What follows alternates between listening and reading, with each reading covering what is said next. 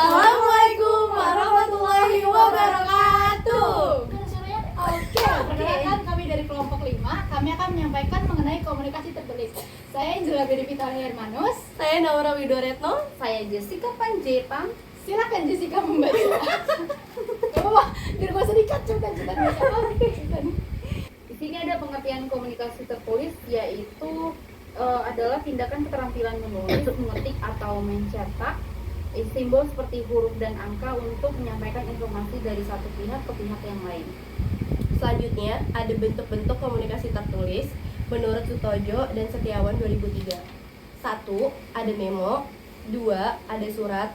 3. Ada laporan. Dan bentuk lain dari komunikasi tertulis meliputi 1. Kertas kerja, hangout, dan manuskrip. 2. Brosur, prospektus, iklan, spanduk, poster, dan baliho. Ketiga, ada khusus untuk korespondensi dengan pihak luar dan antar lokasi dalam organisasi yang sama yang berjauhan. Selanjutnya ada prinsip komunikasi tertulis yang terdiri dari 7C. Yang pertama itu ada completeness atau pesan tertulis harus menyertakan semua informasi yang relevan secara lengkap. Yang kedua ada conciseness atau ringkas, sehingga komunikasi itu memotong kata-kata yang berlebihan dan menghindari pengulangan kata. Yang ketiga ada consideration atau pertimbangan. Itu tujuannya untuk merencanakan apa yang akan ditulis dan mencoba memahami individu atau pihak lain. Yang keempat ada concreteness atau konkret. Yang kelima ada charity atau jelas, sehingga komunikasi tertulis jelas tanpa basa-basi. Yang keenam ada courtesy atau sopan. Yang dimaksud sopan di sini adalah tidak menyinggung perasaan pembaca, bijaksana, dan tidak menyakiti hati para pembaca. Dan yang terakhir ada correctness atau benar, yaitu komunikasi tertulis meliputi penggunaan bahasa yang tepat. Selanjutnya ada kelebihan dan kekurangan komunikasi tertulis. Yang pertama ada dokumentasi dalam komunikasi tertulis, memberikan dokumentasi yang jelas dari komunikasi yang dikirimkan. Yang kedua ada waktu komunikasi yang tertulis, memungkinkan seseorang mengirim pesan kepada orang lain tanpa harus bertatap muka secara langsung. Yang ketiga itu kesempatan untuk memikirkan kembali. Kelebihan dari komunikasi tertulis adalah seseorang mempunyai kesempatan untuk memikirkan kembali pesan yang ditulis sebelum dikirimkan. Kekurangan dari komunikasi yaitu kurangnya non-verbal cues. Yang kedua ada kurang respon instan. Yang ketiga ada tidak adanya feedback dalam komunikasi tertulis. Selanjutnya ada penulisan direct request. Permintaan langsung adalah tindakan yang dilakukan oleh individu, korporasi, atau organisasi. Selanjutnya ada 3 bagian yang harus ditampu dalam organisasi direct request, antara lain 1. Pendahuluan. 2. Penjelasan rinci. 3. Penutup. Selanjutnya ada bagaimana akan dibahas di bawah ini. 1. Permintaan di dalam organisasi seperti yang diungkap dalam memo dapat dibuat secara lisan atau tertulis dan tidak dapat dibatalkan. 2. Permintaan keluar organisasi. Berbagai kebutuhan bisnis penting untuk berkomunikasi dengan klien, pemasok, dan bisnis lain di sektor bisnis profesional. Selanjutnya menulis direct request untuk pengaduan. Kalau kita mengalami ketidakpuasan dengan produk atau layanan atau kebijakan perusahaan, ini fungsi dari direct request untuk pengaduan. Nah, untuk mengatasi masalah tersebut, kita menulis surat pengaduan kepada pihak-pihak yang terlibat.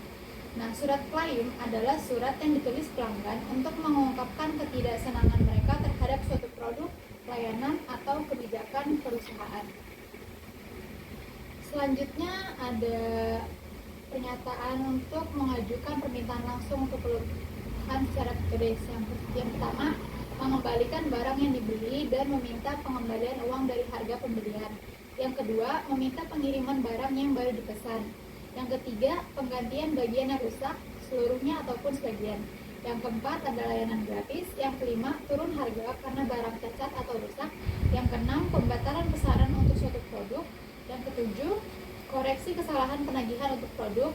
Kedelapan, perbaikan ketidakakuratan pada tanda terima pembayaran. Dan yang kesembilan, penjelasan tentang perubahan kebijakan atau praktik. Akibat dari masalah-masalah berikut harus diperhitungkan saat menulis surat keluhan. Yang pertama itu, gambarkan dengan jelas masalah yang dialami. Yang kedua, menyertakan dokumentasi yang diperlukan seperti faktur pembelian atau bond. Yang ketiga, menjaga nada tetap profesional saat menulis kepada perusahaan. Dan yang terakhir, permintaan tindakan khusus sehubungan dengan surat pengaduan yang ditulis harus menyatakan aspirasi masa depan.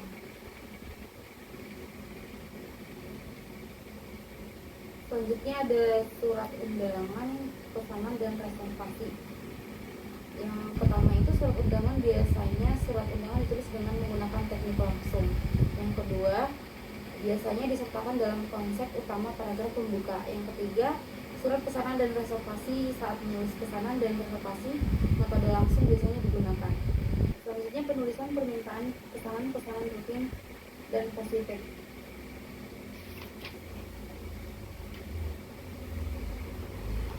Untuk pesan menggunakan pendekatan langsung atau deduktif seperti yang terlihat di bawah ini. A. Penulisan pesan rutin.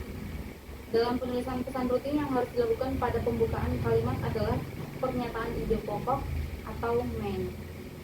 B. Penulisan berita kabar baik atau good news. Pada pembukaan penulisan good news dibuat pernyataan tentang good news yang akan disampaikan. Kelebihan pendekatan langsung, yang pertama, saat membaca pesan untuk pertama kali, perluas atau memperdalam pemahaman Anda. Yang kedua, menyoroti temuan analisis yang akan dilakukan. Yang ketiga, menghemat waktu bagi pembaca karena dapat dengan cepat memilih bagian mana yang membutuhkan perhatian dan mana yang tidak dengan memahami pesannya secara langsung. Kelemahan pendekatan langsung, yang pertama, orang sering mengkomunikasikan pikiran mereka melalui tindakan mereka. Yang kedua, tantangan mengubah kecenderungan seseorang untuk menjadi to the point disebabkan oleh cara dengan diajarkan di sekolah sebelumnya. Selanjutnya ada pesan-pesan good news dan goodwill. Pernyataan bisnis yang dapat meninggalkan pesan baik dan menyenangkan bagi pihak lain, antara lain adalah pesan good news dan goodwill. Berikut adalah contoh good news tentang pekerjaan yang berkaitan dengan finansial dan non-finansial. 1. Finansial, meningkatkan gaji, uang lembur, insentif, kompensasi hari raya, kredit berbunga sangat rendah, asuransi jiwa dan kesehatan. Kedua, ada non-finansial. 1. Promosi. 2. Tanda penghargaan. 3. Fasilitas perumahan dan kendaraan. 4. Proposal proyek atau proposal yang disetujui. Selanjutnya ada berita produk yang positif sebagai berikut. 1. Menawarkan pengurangan harga produk hingga 50%. 2. Beli 3 item dapat 1 item lagi. Buy 3 get 1 free. Ketiga, menawarkan kupon untuk pengurangan harga produk. 4. Beli item dalam jumlah tertentu. Kelima, ada produk rusak. 6. Janji harga terendah atau bonus tersedia.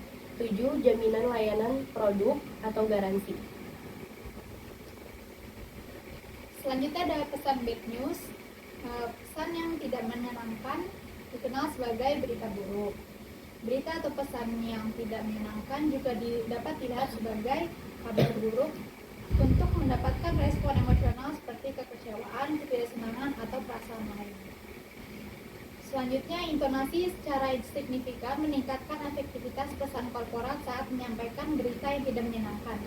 Ketiga, tujuan nada tersebut adalah yang pertama, membantu penonton dalam memahami bahwa berita buruk adalah keputusan yang tegas. Yang kedua, menunjukkan kepada penonton keadilan penilaian berita yang mengerikan. Yang ketiga, membantu audiens supaya tetap memberikan goodwill bagi perusahaan. Selanjutnya ada pendekatan tidak langsung atau indirect approach. Menulis komunikasi yang berdampak negatif pada khalayak seringkali menggunakan pendekatan tidak langsung. 4 komponen penting dalam strategi indirect approach ini. Yang pertama ada pembuka. Hindari penggunaan kata menyatakan bahwa tidak. Yang kedua, menggunakan bahasa yang tidak dapat diterapkan. Yang ketiga, permohonan maaf. Lalu ada penyangga tulisan yang terlalu besar. Yang kedua, alasan. Setelah menyatakan perlunya suatu pilihan, langkah selanjutnya adalah menjelaskan mengapa pilihan itu harus dibuat sebelum menjelaskan bagaimana keputusan itu disampaikan secara efektif, sehingga dapat membantu audiens menyadari bahwa keputusan tersebut adil maupun logis. Yang ketiga, bad news. Pada titik ini, langsung mengungkapkan pilihan yang dibuat. Misalnya, keputusan menolak lamaran kerja, menolak permintaan kredit nasabah, pemutusan hubungan kerja. Dan yang keempat, penutup. Setelah menyampaikan pesan bad news, langkah terakhir adalah menyimpulkan dengan mengatakan sesuatu yang menyemangati, ramah, dan menyenangkan supaya penonton meninggalkan kesan positif. Ya, selanjutnya ada pendekatan langsung atau direct approach.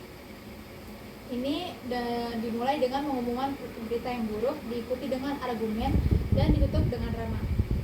Strategi ini berlaku jika yang pertama, penerima menyukai surat yang langsung ke intinya. Yang kedua, penerima komunikasi tidak terpengaruh secara signifikan oleh pesan. Dan yang ketiga, pesan yang disampaikan dengan penuh kasih sayang.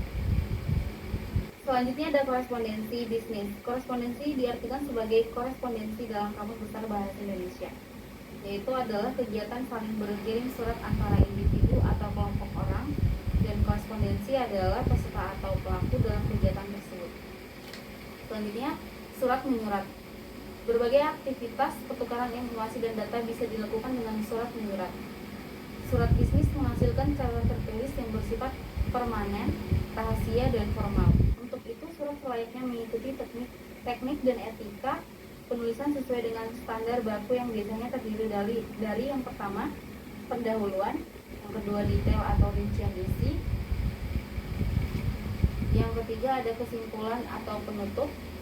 Menurut Purwanto 2011, surat bisnis adalah komunikasi tertulis yang dikirimkan kepada pihak lain dengan menggunakan media tertentu oleh seseorang, perusahaan, atau lembaga dalam rangka menjalankan bisnis. Selanjutnya surat elektronik. Surat manual atau surat elektronik berkembang mengikuti perkembangan zaman dan teknologi. Beberapa manfaat email diantaranya adalah sebagai berikut. Yang pertama, berfungsi dengan baik untuk korespondensi. Yang kedua, efektif mengirim banyak lembar dokumen. Yang ketiga, dapat berfungsi sebagai forum diskusi. Keempat, secara konsisten berlangganan informasi tertentu. Yang kelima, mengirim lamaran kerja dengan dokumen pelengkap seperti gambar atau lukisan. Yang keenam, sebagai sarana pembentukan identitas di internet yang memungkinkan akses pelayanan atau informasi tertentu. Yang ketujuh, sebagai tempat penyimpanan berbagai surat dan pesan. Selanjutnya ada memo. Memo atau dikenal dengan memorandum, hampir sama dengan surat yang fungsinya untuk memberikan informasi. Selanjutnya ada pertimbangan bahwa memo masih terus dapat digunakan, diantaranya 1. Efektif untuk komunikasi, 2. Tujuan untuk memberikan informasi, 3. Digunakan untuk melakukan komunikasi dengan satu atau dua orang pada organisasi, 4. Gaya, nada, dan format memo tidak sama dengan format surat. Kelima, ada format memo lebih singkat, komunikatif, dan interaktif. Keenam, ada memo resmi dan nada gayanya bergantung pada hubungan antara pengirim dan penerima. Selanjutnya ada tujuan dibuatnya memo. 1. Sarana transmisi informasi. 2. Menyampaikan kebijakan, aturan, konfirmasi, dan prosedur perusahaan. Ketiga, ada pertukaran informasi departemen. Keempat, ada alat pelaporan. 5. Penyampaian rekomendasi. 6. Memuji pekerjaan yang baik dan komunikasikan teguran. Selanjutnya ada laporan bisnis. Laporan merupakan bagian dari aktivitas bisnis secara tertulis, ditujukan untuk internal maupun eksternal. Isi dalam laporan biasanya mencakup hasil temuan atau penyelesaian suatu program, proyek, kasus, atau survei yang memiliki dampak penting bagi perusahaan. Laporan perusahaan adalah dokumen faktual yang objektif yang digunakan untuk alasan perusahaan tertentu menurut Boff dan Thiel 2007. Laporan bisnis dijelaskan oleh Finstern dan Beatty sebagai pesan yang tidak memihak dan terorganisasi dengan baik yang digunakan untuk mentransfer informasi di dalam organisasi atau dari satu institusi ke institusi lain. untuk membantu pengambilan keputusan atau pemecahan masalah menurut Joko Purwanto 2011. Selanjutnya ada dasar-dasar laporan yang baik antara lain: 1. Memiliki unsur faktual dan didukung oleh angka. 2. Isinya meyakinkan, jelas, dan akurat. 3. Ada berorientasi pada pembaca. 4. Koheren.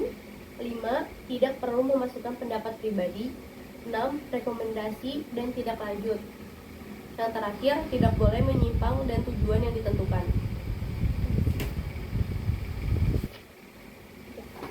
Sekian yang dapat kami sampaikan mengenai komunikasi tulis. Mohon maaf bila ada kesalahan kata.